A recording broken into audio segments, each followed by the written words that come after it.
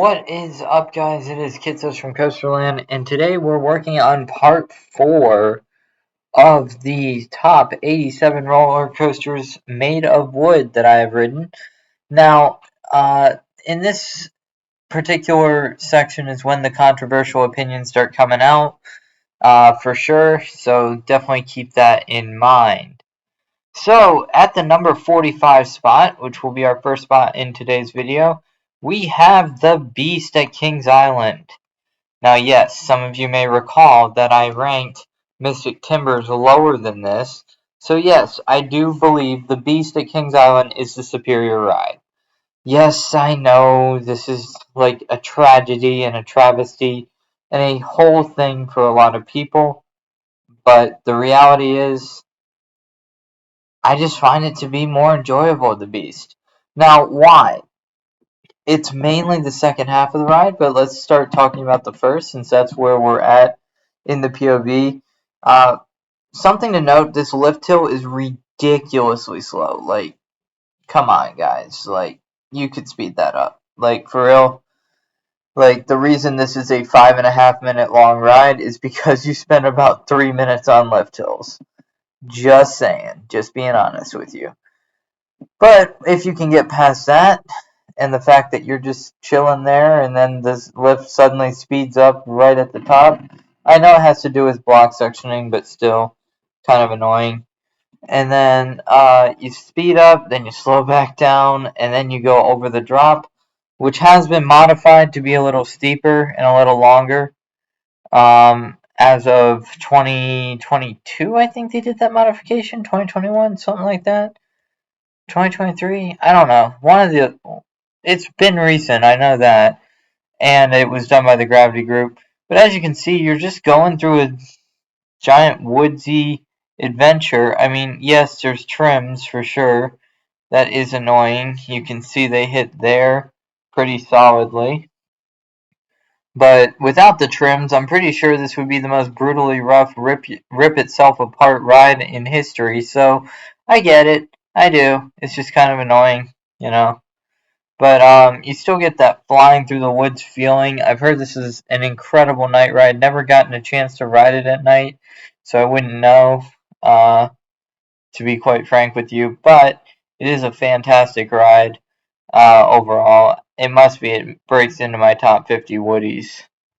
So after all of that, you think, oh, it must be over, and then you get going up the second lift hill.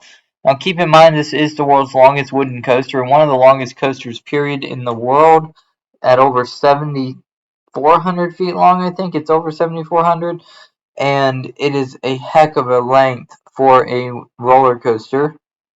I believe it is currently the second longest in the world, I want to say, only to Steel Dragon, and once obviously Falcon's Flight opens, that will be a whole nother can of worms.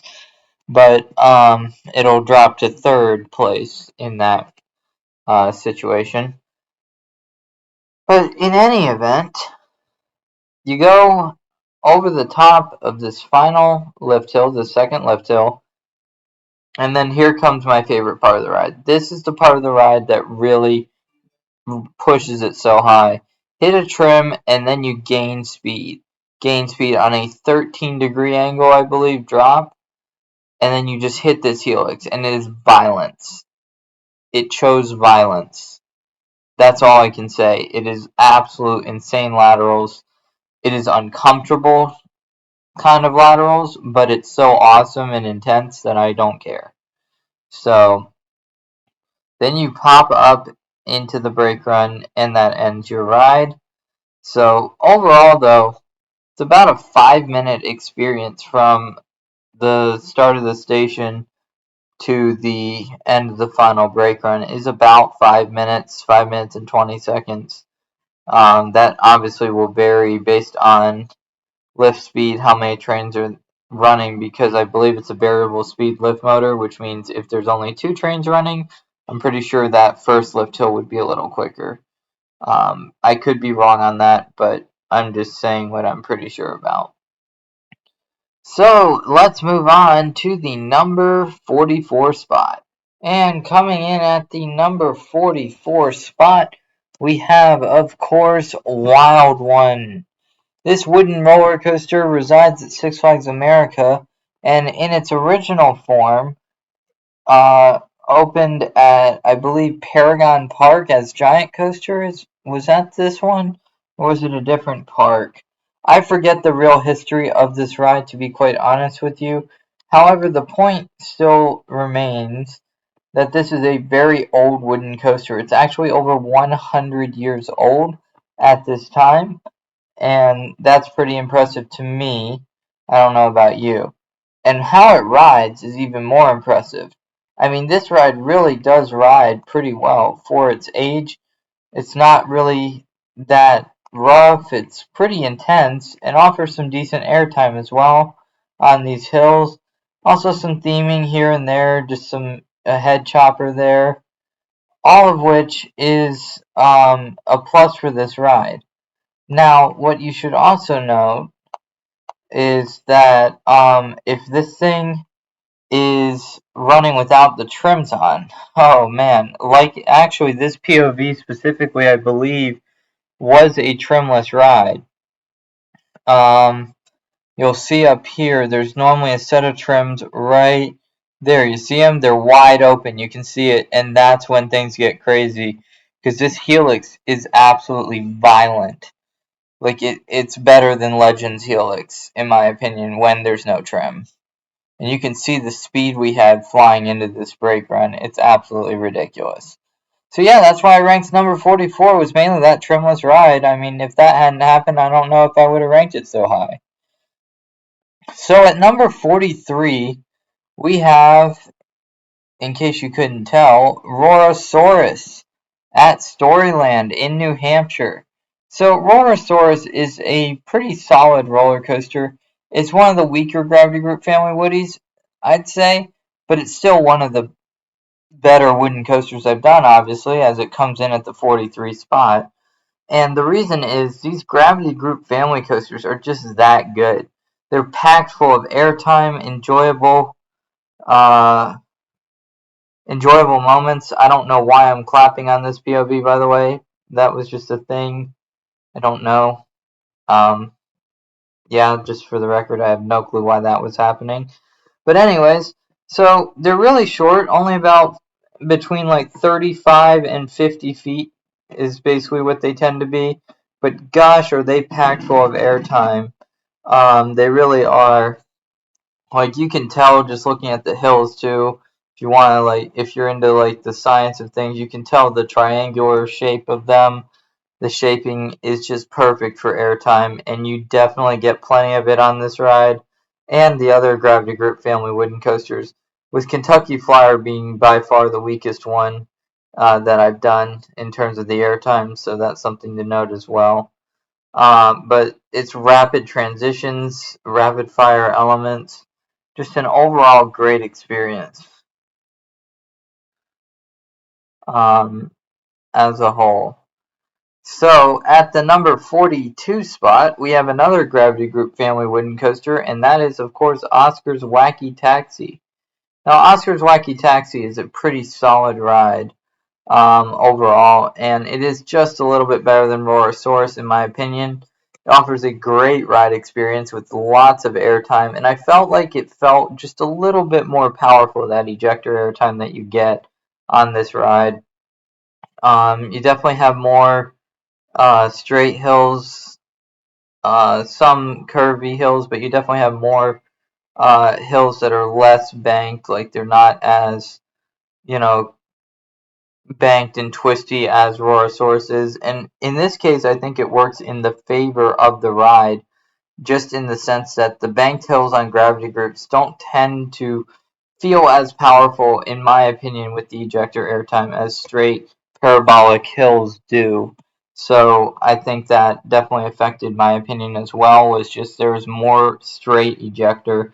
Although don't get me wrong, I love lateral ejector, but Gravity Group is not really the best company for that lateral ejector, if that makes sense. So now let's move on to the number 41 spot.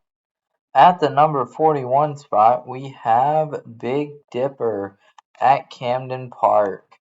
So this may come as a surprise that this ranks as high to some people, but the reality is this is really a great ride for a single airtime moment that is just extreme as heck. It really is great, and also there's a few other pops of decent airtime along the way as well.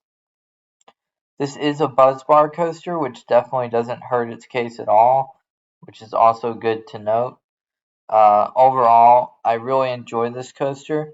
It definitely has some really good elements. It has a tunnel. It just does a lot right, So, like, I mean, it is janky, it is rough, it is questionable on safety standards. But I mean, in terms of the actual ride, it's not a bad ride at all. As you can see, though, the jolts on the lift hill, it's kind of an interesting experience.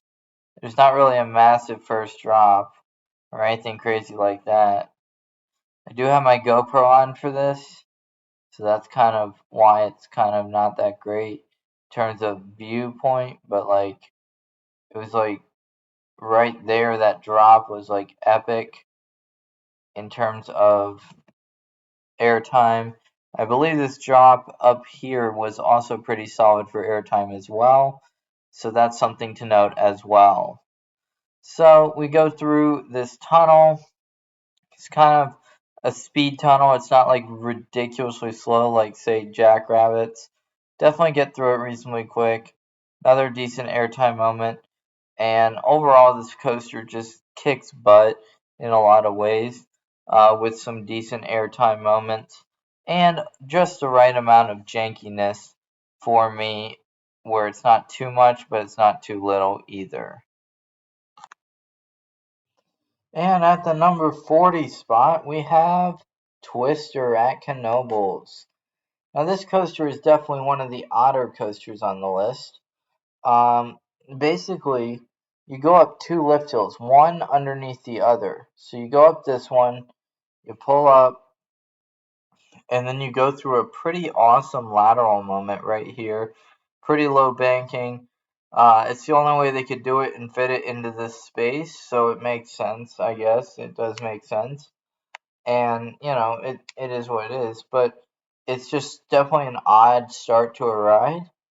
I'd say is the best way to put it, but it's still a very fun start to a ride. Now this ride is modeled after Mr. Twister, the old roller coaster at the original Illich Gardens, and it definitely, based on pictures I've seen, hits the mark pretty well, and I really enjoy this coaster a lot. So you have a great first drop, like absolutely epic first drop, and then it's just total mayhem after this turn. This turn's not the best moment of the ride by any means. Still some decent laterals, and that's something you'll find a lot of on this ride is laterals. As you can see, you're flying through these very low banked turns. They're not banked near what they could be, so you definitely get a lot of laterals, and you can see that it tightens up here again, and it does bank towards the bottom just to make sure it's not too uncomfortable, but for the most part these are low bank turns. You get a lot of lats, you get some airtime right there, a little bit right there as well, and you're just absolutely flying into this tunnel, which is also a not necessary but definitely awesome part of the ride. And then you hit the skid brakes at a ridiculous speed. You do not lose speed too much on this ride. So, at the number 39 spot, we have Thunder Road, the first of, or the second, I believe, of two defunct coasters on this list. I believe they're the only two. I may be wrong on that. But Thunder Road, let's talk about it. It was a wooden racing coaster located at Carowinds. It is by far the worst decision the park has made to remove that for a water park expansion that, ironically, that tower, I believe, got removed. Obviously, they did use part of the land to also do Copperhead Strike. So, I mean, I get that it needed to go, but, like, they didn't know they were going to do that in 2015, more than likely, when they closed this ride. They were doing it solely for a water park expansion, which I think is kind of tragic because let's be real, this ride was really fun. I believe it was the best of the Cedar Fair racing coasters by far. So like, I mean, it just carries its speed so well, and it has plenty of airtime, or it had, I should say, had a really good racing experience on the way out, which I don't believe is in effect here, but that's because it's a park POV. And Carowinds was known for consistently running both sides.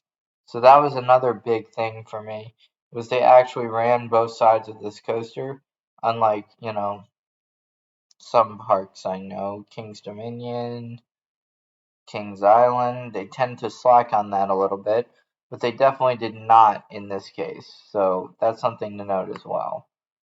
So let's move on to number 38.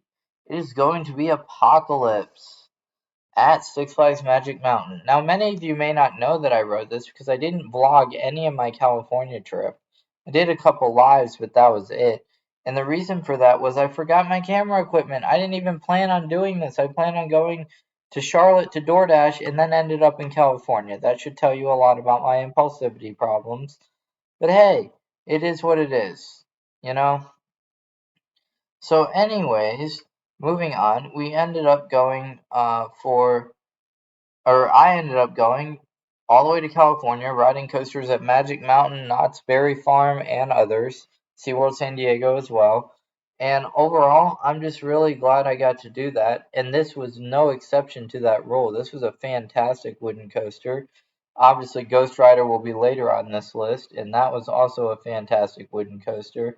So I did some great woodies on this trip, and this was fast paced. It was much smoother than I had expected given its reputation, and I really overall just found it very enjoyable, relatively intense, and overall a great experience. Great station fly through, great sense of speed. It doesn't really lose it.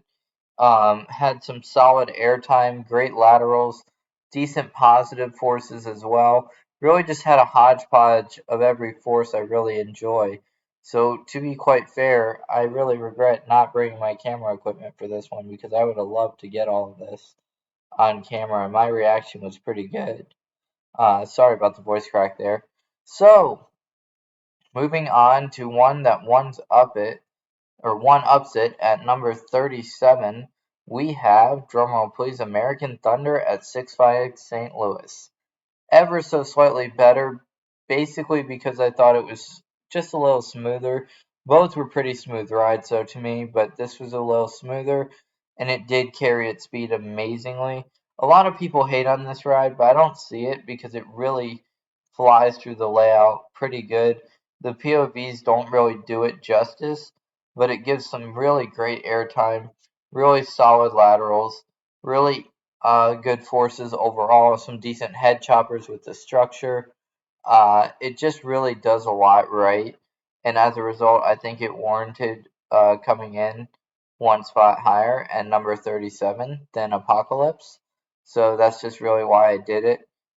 You can see these like series of airtime hills. They are not airtimeless. They definitely give airtime.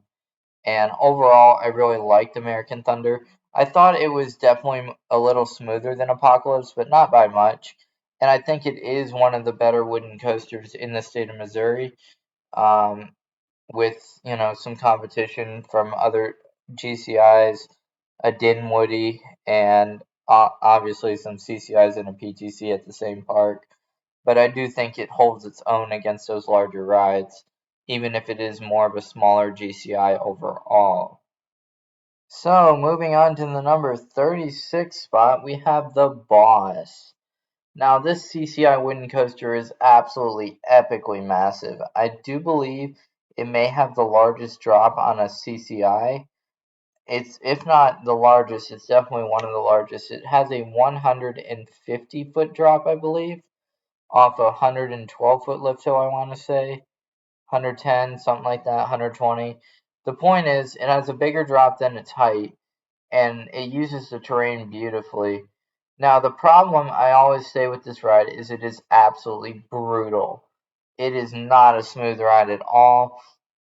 There's no mistaking it for a smooth ride. There's no considering it smooth, but it is epic. You have this epic drop right here that really it's a step down drop that they count as the 150, But to be fair, that step down really gives it solid pop of air, and then you have some really solid laterals here, but you can see the camera shaking, and that is because this is definitely a very rough coaster. It definitely has its issues with that, but it's still very fun to me anyways. Now, at times, you might get a trimless ride. This mid-course does not always hit. You can see it hits a little bit there, but not nearly that hard. Sometimes it'll just randomly slam you to a stop one ride, then not hit at all the next. When it slams you to a stop, it usually holds the front row over the edge a little bit, so almost giving a dive coaster feeling. It's kind of cool. So even when it does that, it's kind of a cool situation if you're in the front row. Um, I will say the most brutal part of this ride is the ending. The ending, like this part, is just a lot of beating you up. It definitely is, and you can see the camera shaking. That is not exaggerated. It definitely beats you up. Also to note, those brakes are pretty harsh. They pretty much gut punch you. I think this coaster could definitely benefit from a GCI retrack and Millennium Flyer trains. I think it would run a lot better. Not sure if GCI would take on a project of this magnitude though, given that they have other things that they have to do as well. But if they would, that would be epic. So, moving on to the number 35 spot is going to be a coaster that's going to really shock a lot of you. It is going to be Grizzly at King's Dominion. Yes, I know this is controversial. This is very controversial. I rank it higher than the boss. Like, what is wrong with you, Kitsos from Coasterland? Like, are you okay? And the truth is, at the current moment, no, I'm not. I'm a little sick in case you can't tell. But the reality is, we're McChillin', you know? But the reason I put this so high is this is the one ride I've ever ridden that's so brutally rough, it just is so chaotic and so mayhemish that it is literally awesome. Yes, I said that. Because it's rough, it's epic. Now, I don't know how it runs since the retrack. I really hope it didn't fix it. I know that's weird because the last one didn't, so maybe this one didn't either. But if it did, oh well. But I felt like the layout left a lot to be desired, but the roughness made an otherwise boring layout just chaotic and fun. You'll see in a sec, it's not as bad in the front row, but in the back row, it's absolutely disastrously brutal. But in the front row, it's still really brutal, and you'll see in a minute. The smooth part is really the first drop and the first turn. After that, it gets absolutely insanely rough. As you can see, it's not smooth even on this part. Like when it bows out, you can see it rattles me around pretty good. But you know, it is what it is. It happens. Then you go through this slow turn and you're like, oh, what am I getting myself into? That was pretty bumpy. And then all hell breaks loose. It's just total mayhem from here on out. Just brutality. You can see it just jackhammering the crap out of me. This is my POV. And like that turn just absolutely rocks my world. And like overall, like this ride just beats me and beats me and beats me. But the reality is, it's not that bad, obviously, because I still enjoy it. But it's still pretty freaking bad, not gonna lie. So, that being said, I continue to enjoy this ride to this day, but it's for a weird reason. I guess I'm a bit of a masochist or something, I don't know. But it's still a pretty entertaining ride overall.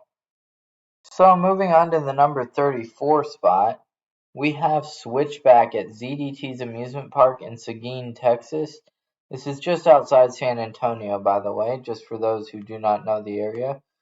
So this is a very strange coaster because it is the only wooden shuttle coaster on Earth, to my knowledge, and so far they have not built another one, although I think it could be a great option for a lot of parks.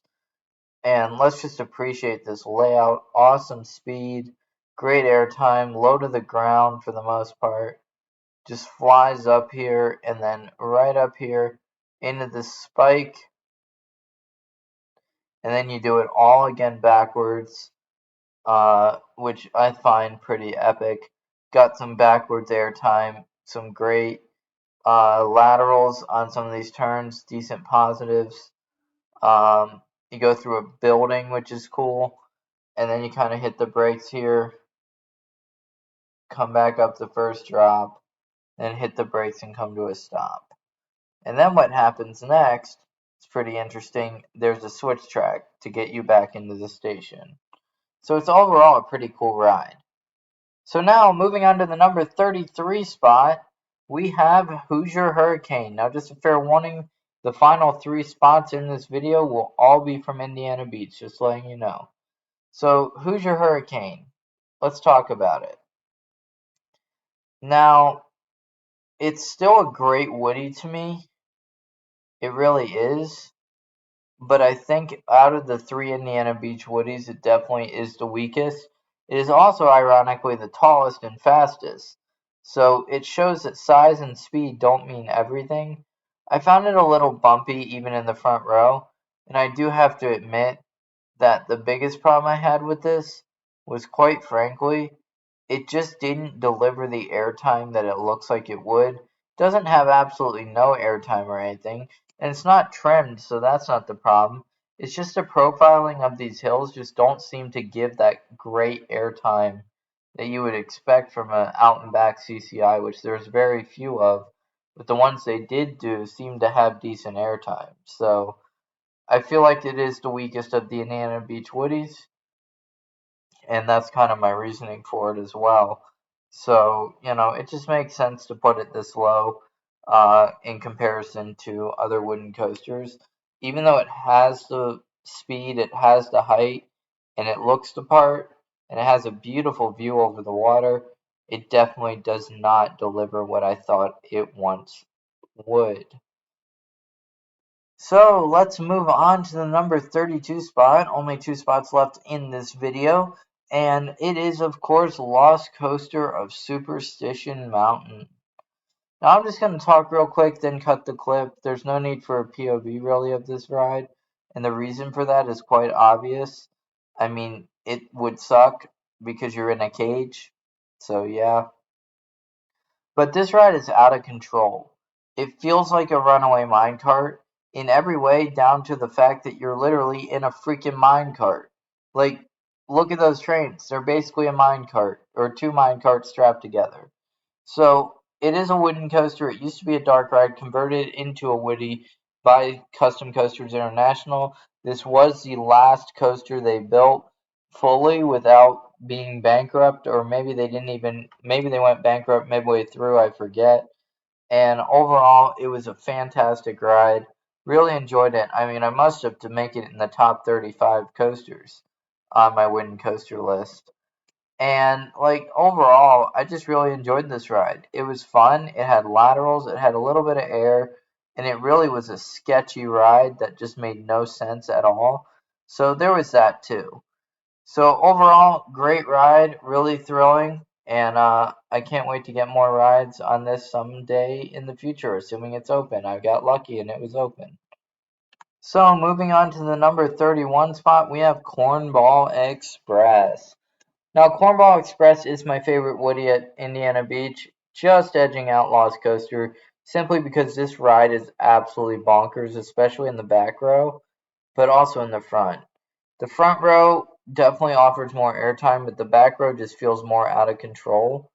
I mean, this small 67-foot tall or 60-foot tall Woody or whatever it is, if that, really packs a punch. I mean, it doesn't look like it would do as much as it does, but it has a heck ton of laterals. It has um just so many forces for a ride of its size. It has some airtime, it has some laterals, it has some positives. It has this great helix here that really gives you those laterals, classic CCI right there. And then some airtime, and it just flies into the brakes. Like, look at the speed it has going into these brakes. Alright guys, I hope you enjoyed this video, because that's going to do it. That was our last spot on this list. If you enjoyed this video, please click that like button down below And until next time, this is Kitsos from Coasterland, signing off.